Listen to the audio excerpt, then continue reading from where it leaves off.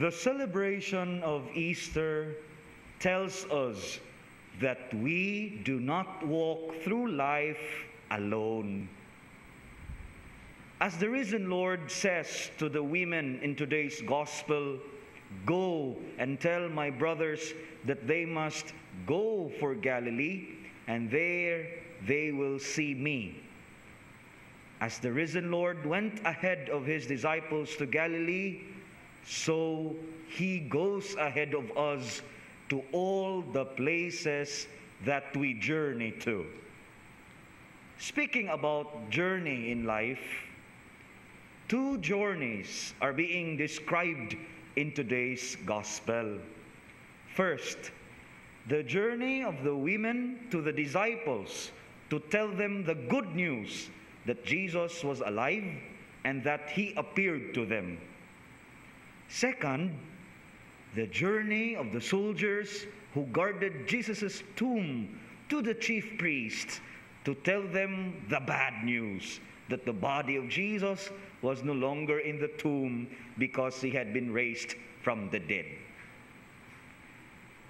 The momentous events of that first Easter Sunday, sisters and brothers, were not experienced as good news by all. There will always be people who will try to deny Easter and all that it means.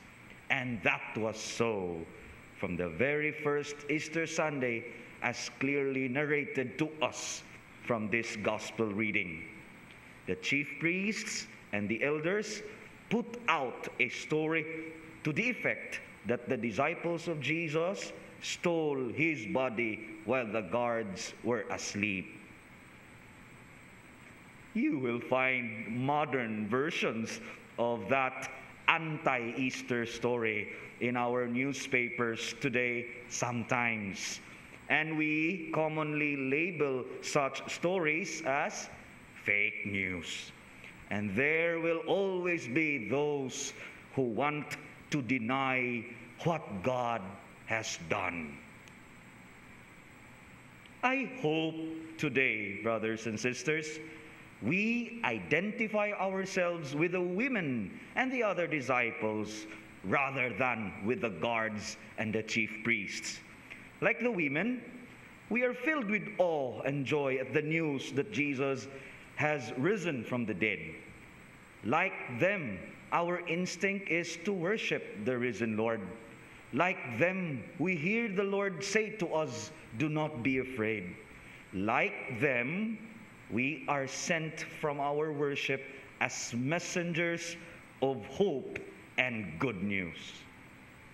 We are invited to savor the good news of Easter, and the church gives us 7 weeks of the Easter season to do so.